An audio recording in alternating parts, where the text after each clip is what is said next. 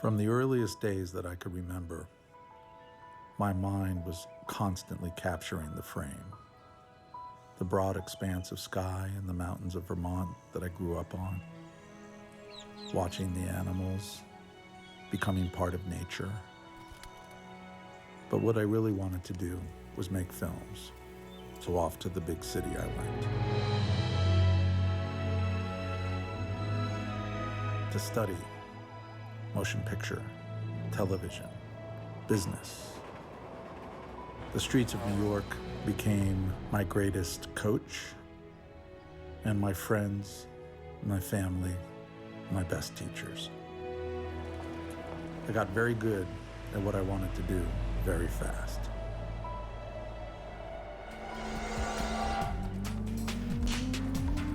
If you took a snapshot of my life, it looked perfect. I had a lot of fun. I won awards on MTV. I directed music videos for Grammy-winning artists. I made my first independent feature film.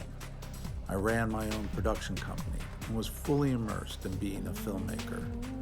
I had a big home in Manhattan, drove around town in fancy cars. I had supermodel girlfriends to go with my supersized ego. I got into all the best parties and hung out with the coolest people, but I wasn't satisfied. There was something missing. So I went to Hollywood, took it to the next level. Big movies, big stars. Don't get me wrong, it was a very good time, and I really believed this would be the thing that finally made me happy. But it didn't.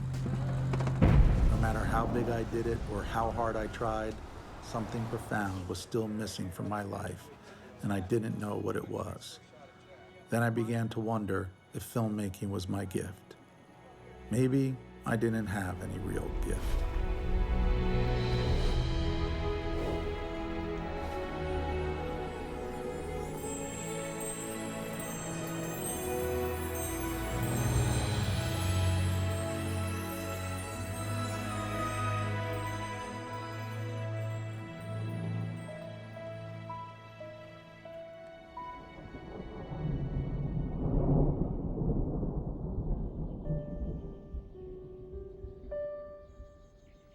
We incarnate on planet Earth not to receive anything from the world whatsoever, but we incarnate to release the gifts, the talents, the capacities, and the powers that are within us. People have a tendency to think that the world owes them something or that people owe them something.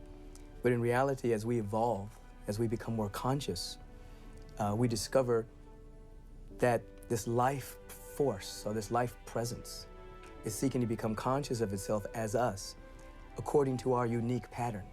That unique pattern is our gift, is the way we get to express the life, the love, the beauty, the joy, the intelligence, the order of the universe, as only we can do it. So everyone being a unique emanation of this presence, everyone being a singular manifestation of a cosmic destiny, has not only one gift, but many ways by which to release this life energy.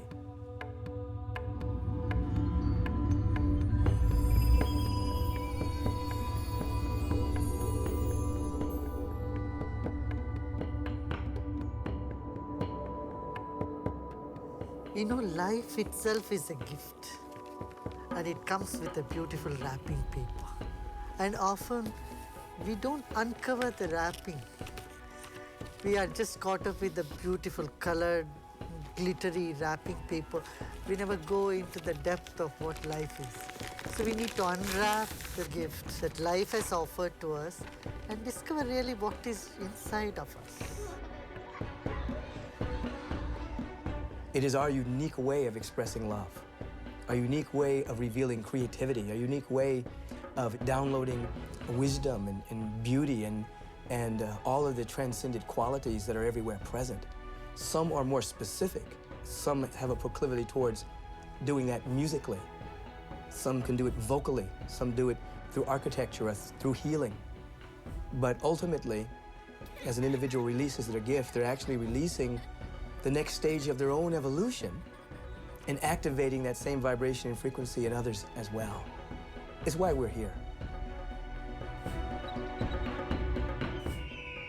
Well, everybody does have a gift to give, and the gift is the essence of who they are. The sun has to shine. It's the nature of the sun to do that. It doesn't withhold its shining, and it doesn't shine to get feedback. It just does it because that's its nature. And it's our nature to love. It's our nature to express ourselves. It's our nature to give. If we are from that which is all, then we contain all within us, and we have some unique aspect of that allness that we are. Just like nature contains flowers of many different varieties, we're all different varieties of this God consciousness that's manifest in physical form. Knowing that we come from that and that we're returning to that, we can't be anything less than that. I mean, we are literally expressions of God. You know, a lot of times in life, it's like you're lifted to the top of the mountain for a moment just to show you what's there. And then you have to go back to the bottom of the mountain and you have to climb. If you take away the humanity of the journey, you take away part of what is to me most beautiful.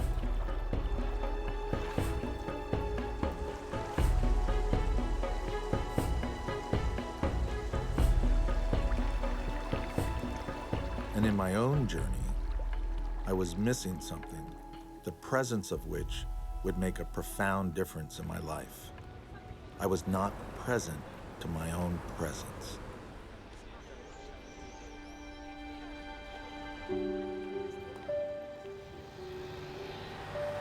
And I had no idea that the fact that I had no relationship with the closest living woman, blood relative on the planet to me, was what was affecting me so profoundly. And then I realized I was the source of the fighting in my family. So I got a phone call from my brother, unexpectedly, because we hadn't spoken to each other for quite a few years. I don't even remember exactly how long it was. It just felt like forever, because we didn't like each other at that time, and our relationship was toxic for each other. I was in an emotional war with my sister.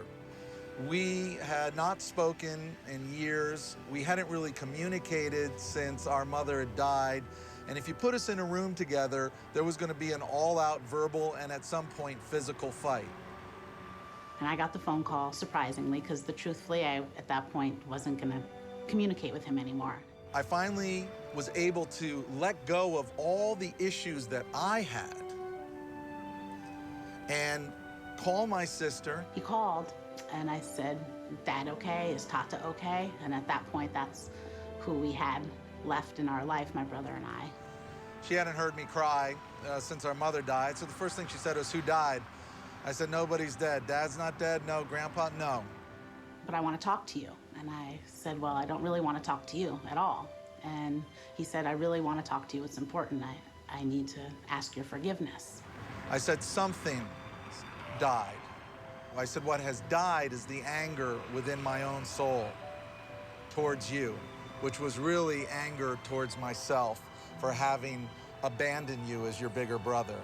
And that just stunned me, and I didn't even know what to do with that, because it was the last thing I was ever expecting, ever, was for my brother to call me and say, "Can you ever forgive me?" All I ever wanted was to say yes. So, of course, immediately I said yes, and what's going on? And "I love you, Damien." And he said, "I love you too, and I'm really, really sorry for everything." And I told her in that moment, I said, "From today forth, I will never, ever, ever raise my voice to you again. From now and until the day I die, when you want to know what that bright light on your shoulder is, it's your brother, baby, and I got your back." And that was like the happiest day of my life that I'd experienced that day, because my life had just been going away. Everything that I thought was solid and real in life kept leaving. And so I said yes, and we cried on the phone together for a long time, and I'll never forget it. And the power of that moment, the vibrational shift in energy between my sister, Cheyenne Joy, and her brother, Damien, was so profound that that vibration permeated out into our entire family, and our entire family stopped fighting. And I just wanted to be there with my brother and be in the forgiveness of with him and be together. And he said, let's be a family. I want to be connected. And I was like, yes, I want to be connected too. I've been waiting and I'm so excited. And that then began another life for me, which was a life of being connected to my family. I realized that I had everything within my being that it took to eliminate anger in my world. And if I could do that there, then it was possible that I could expand that realm of consciousness to the next realm. And if I could take it from there and expand it to the world, what would be possible?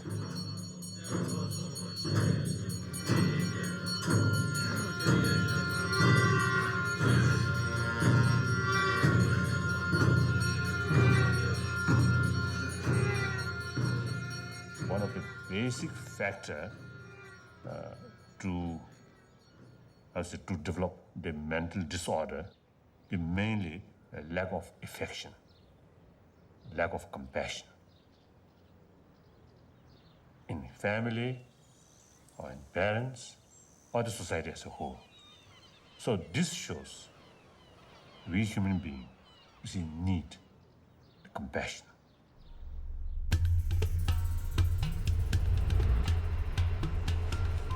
We've all heard, ask and you shall receive, seek and you shall find, knock and the door shall be open. This is a law. The universe is always seeking to wake us up. It's always broadcasting what's within us, the powers that are within us, the gifts that are within us. If we ask the question, we've now become receptive.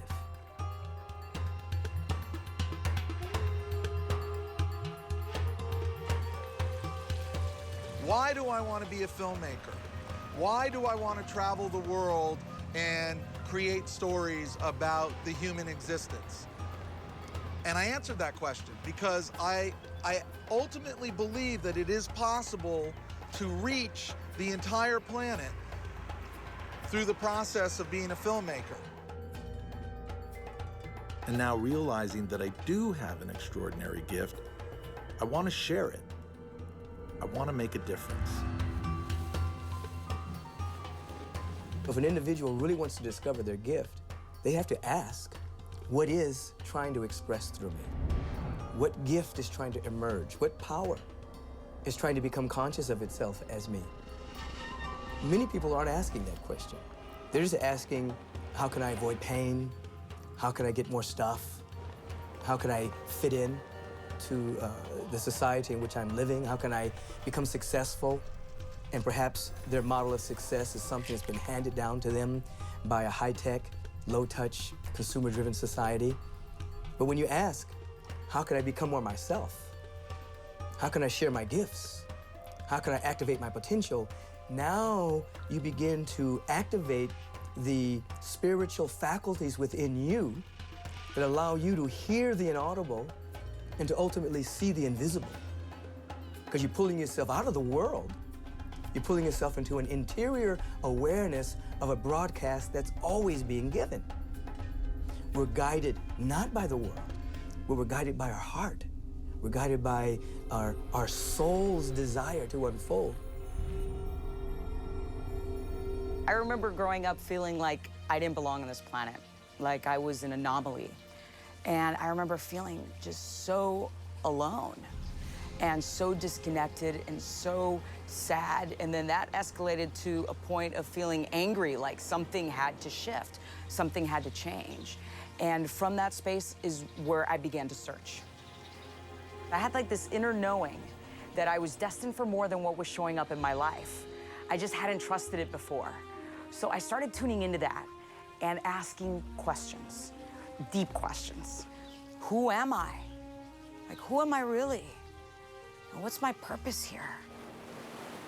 And then I noticed that when I asked disempowering questions, like, why is this happening to me? I would experience pain. But when I asked those higher vibrational questions, like, what am I grateful for? You know, who do I love? How can I serve? Amazing opportunities would come and amazing gifts would be revealed. So it was from that receptive place that began with a question.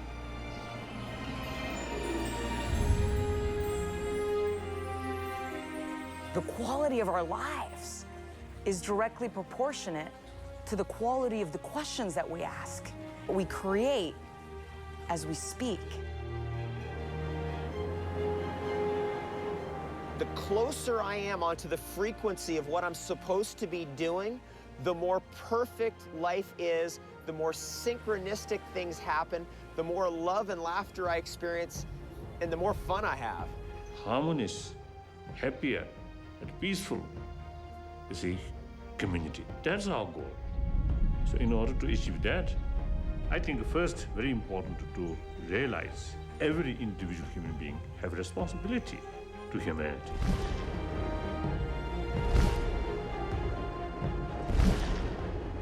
The only way that the highest good can manifest through our life experience is when we are delving into this radio station that this gift resides in.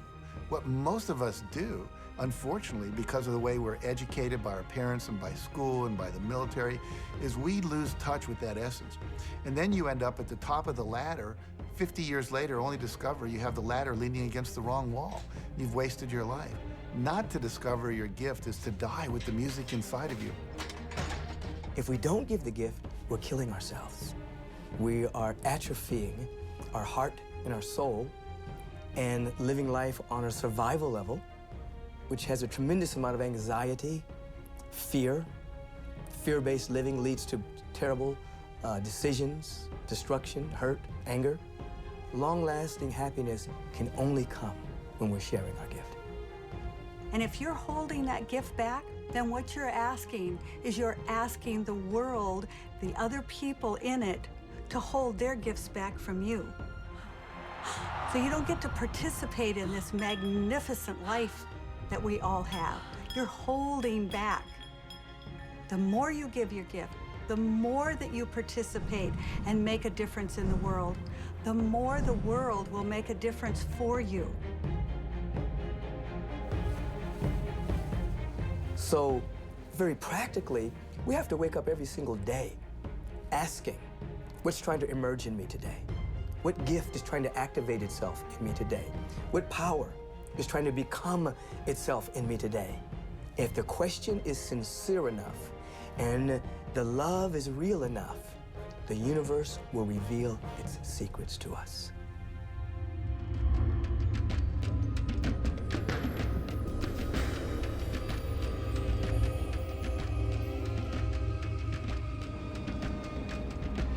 When you start off on your path, one of the very first things you notice is that the biggest obstacle you have is you.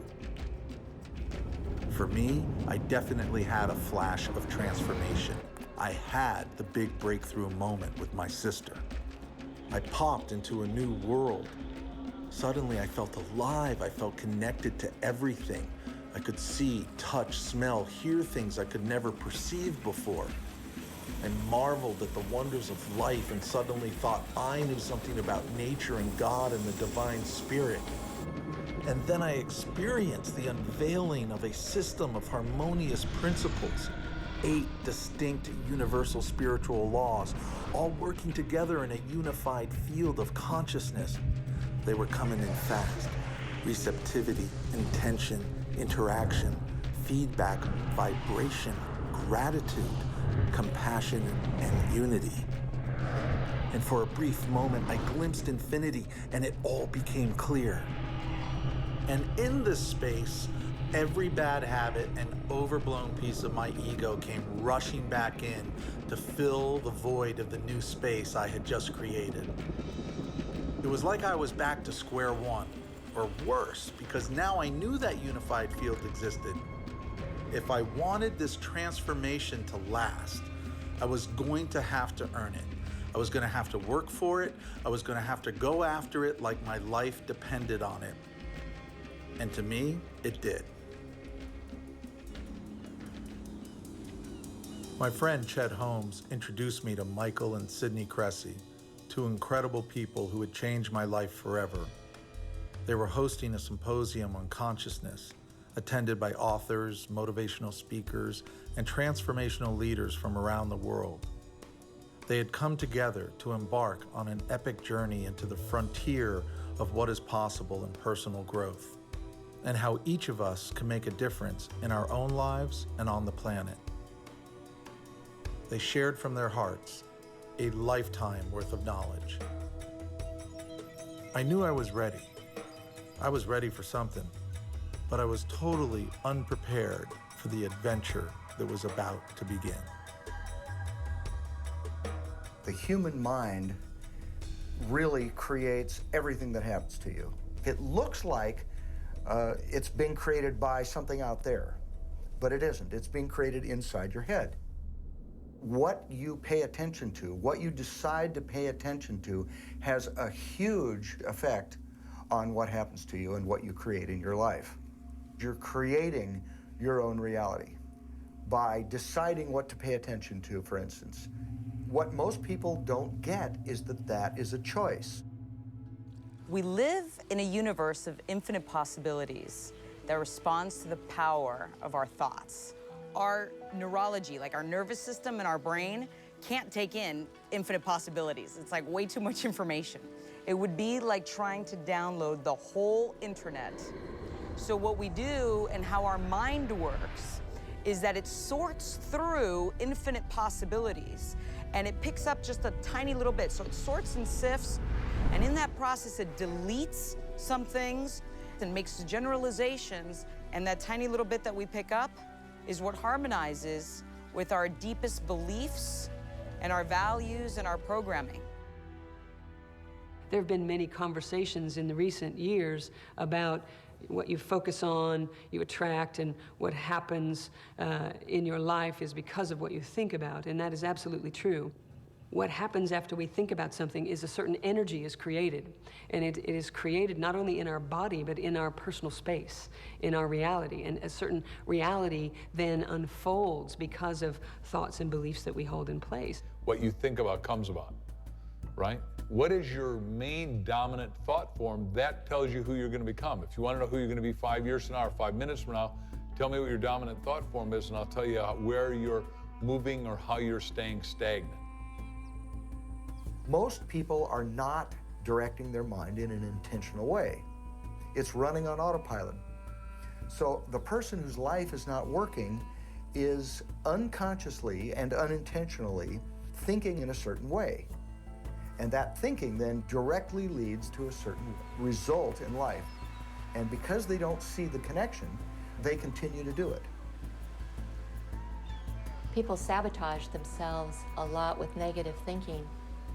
When people are feeling angry or depressed, it's usually because they're thinking about something in the past, something that they have no control over. And when you are in the present, that's where you do have control over your thoughts, your actions, how you're feeling, and to get that there's that shift inside. Because when you're feeling negative, you're doing that to yourself. It's a thought that comes down and creates that feeling. We get in our own way because we hold past memories, we hold on to regrets. We had people that tell us, you're never going to make it. Whatever it is, we've all had experiences. So what we need to do to be happy is let those go. Let the past go. Release what's stopping us from our own happiness. A lot of people live their entire lives at the effect of everything around them. They don't see their life as something that they can make happen. They see their life as something that happens to them. Anytime you catch yourself blaming, justifying your actions, making someone else wrong, or trying to be right, or defending, these are examples that illuminate that you're in effect, and you can't discover your gifts when you're on the effect side of the equation because you're not really present to your power.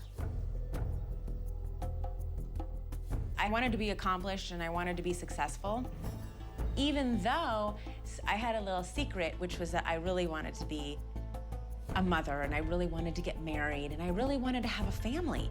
But I thought I couldn't have that life in my career too. I thought that I was gonna have to choose one or the other. I was conflicted and I felt paralyzed. In the Webster's dictionary, it says consciousness means to be aware of what we are doing and why. And if you're not aware, you can't make choices. If you're not aware of what you're doing in the moment and the impact that's having, you don't have choices. If you're not aware that you say something, you contract. You don't have a choice to do it differently. If you don't notice that you did that and it fills you up, you don't have a choice to keep doing it. It was just an accident. So you can't get better at it. You can't make it a practice. You have to be aware it's a choice, or you can't make the choice. And then I remembered every moment is a gift. And that's why it's called the present. As soon as I realized that, I saw that everything that I wanted was right in front of me. So I gave myself permission to choose both. When people develop the awareness to look inside the mind and notice that when I believe this, certain things happen. I feel a certain way, I behave a certain way, I attract certain people and situations into my life. Once people get clear on that and exercise choice at each of these junctures, the world starts to unfold for you. You know, the very interesting thing about our mind is when our mind is calm and collective and it's focused, it gains enormous energy, enormous power of manifesting its own intentions.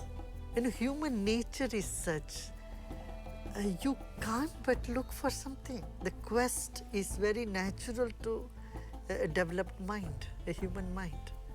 We want to know things, we want to know how things are. So to know what is this is science, and know who am I is spirituality. And they're so complementary. The ultimate creator is human mind or consciousness. Due to our mind, it immediately creates some atmosphere, a pleasant atmosphere or unpleasant atmosphere. Then this energy, it creates a chain reaction on two levels. One immediate effect, one long-term effect. So you see, in order to change the external thing, first must change within ourselves.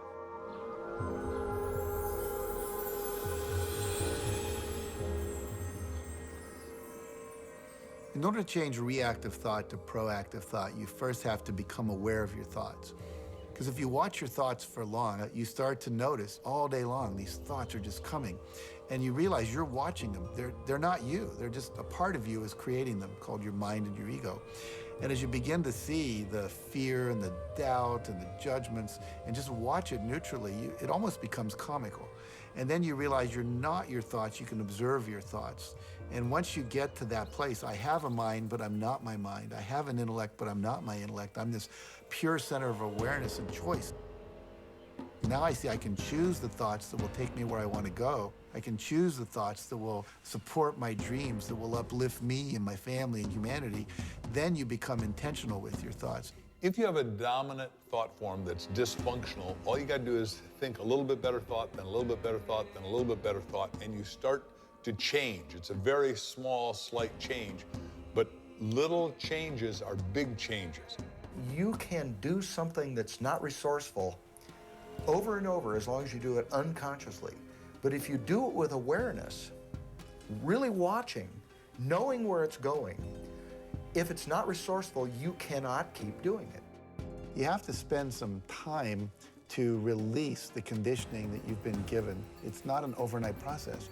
Research shows it takes 30 days of uninterrupted discipline to get a new habit into your life. That could be a new habit of thinking, a new habit of behavior like flossing your teeth.